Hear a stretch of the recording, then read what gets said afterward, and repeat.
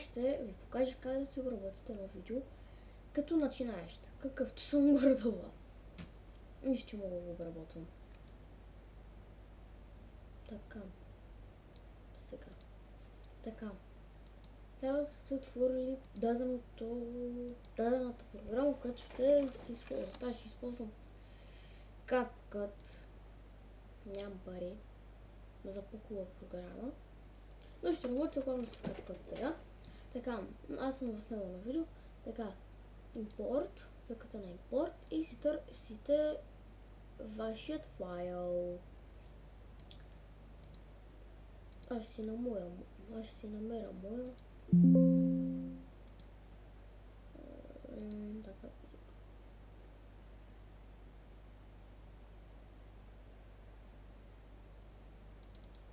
Мисля, че да. Това е. Да, това е. Да. След това го взимате, слагате го тук и през ето това тук може да си разширите на повече кадри в секунда да ви е. Мисъл, на лентата да ви е по-дълго и един вид да ви е по-лесно да го обработите. Аз така правя лично. И се го слагам някъде тука, преди средата. И да. След това аз го пускам, гледам къде трябва да го изрежа и виждам, че е тук от началото. Така, гледам, връщам пак и спирам тук, да кажем, и не да е тук.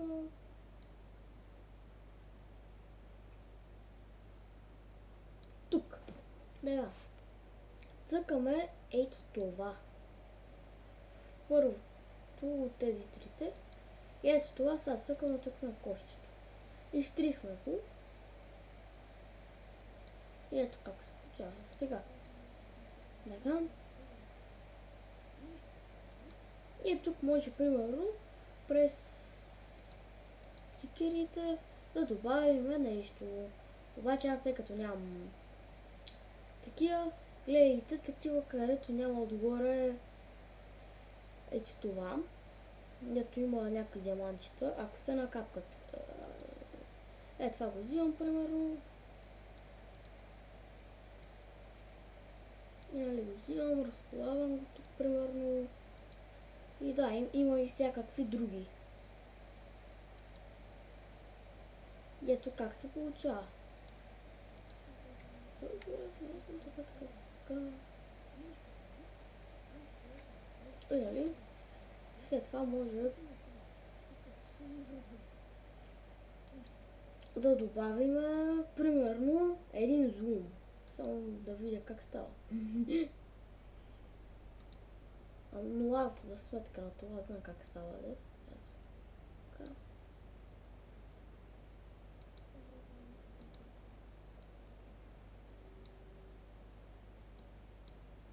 И не е така явно. Мисля, че беше някъде. Ама къде беше? Видео.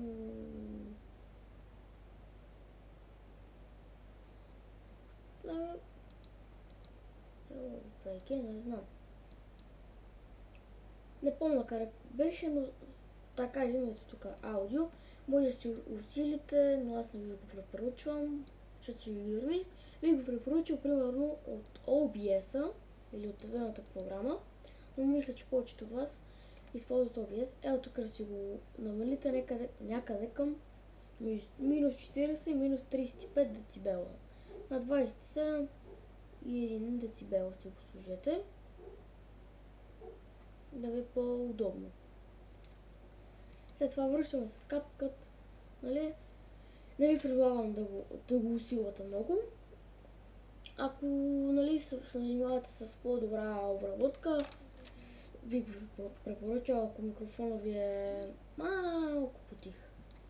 И примерно така. Цакаме това тук.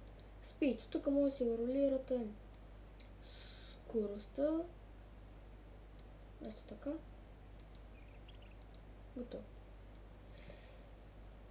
Но аз не ви го препоръчвам много. Ако искате да си имате вашите клипче, но на моменти е много яко. И тук това отдолу е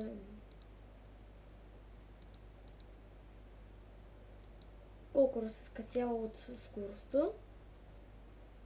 Тук са анимациики. Има доста безплатни анимации, но има и доста платени. Са доста хубави.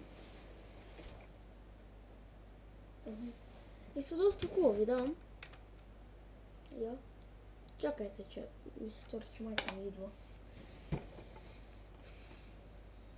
Да. Така, отваряме, нали? И, да, тук си има анимации, които може да видите как да ви почва клипът. Има после от други анимации, още анимации. След това има цветовете.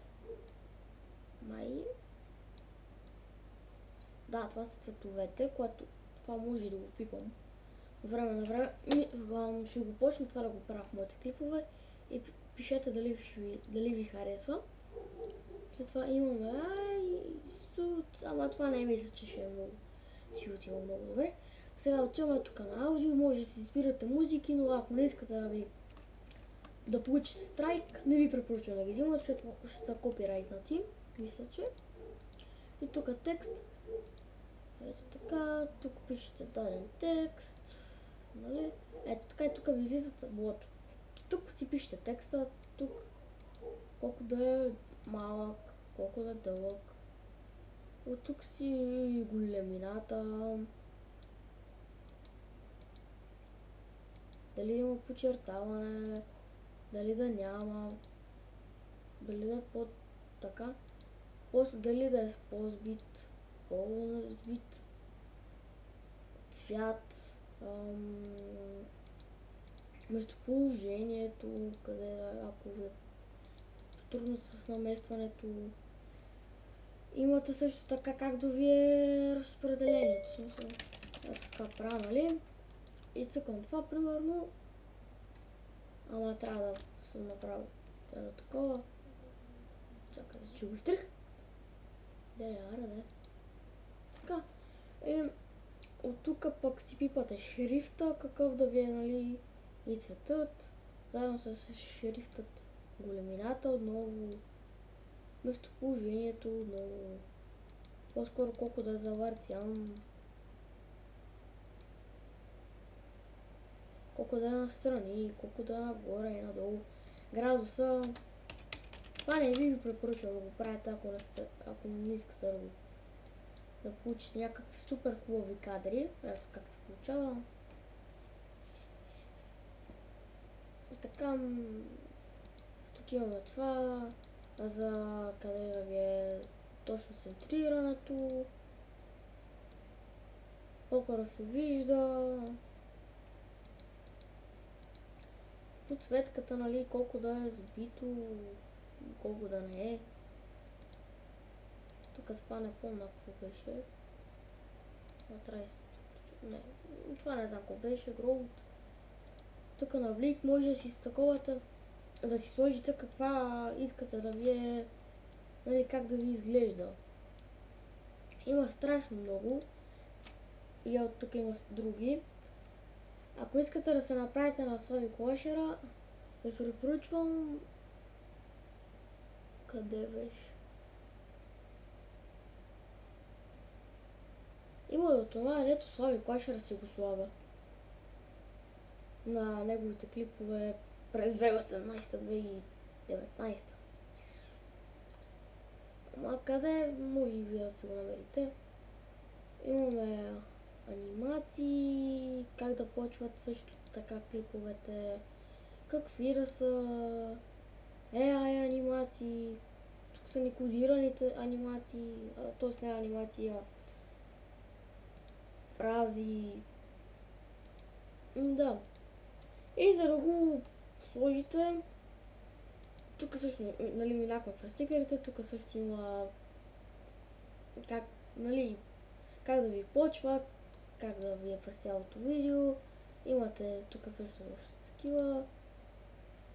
Тук това ви е да се такова надписи на живо, цвят.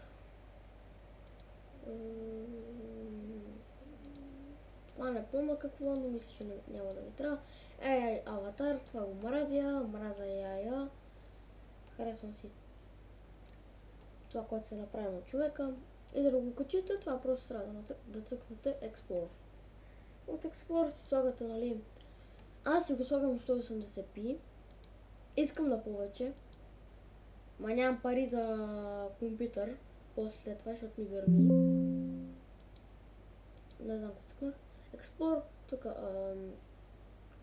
тук ви е името, адреса, че е видео, така, кодес, формат MP3, 30 кадра, вече мисля почвам по 60. Тия неща не ви трябват, защото сте ги използвали. Да. И цъкате на Explore. За TikTok или за YouTube.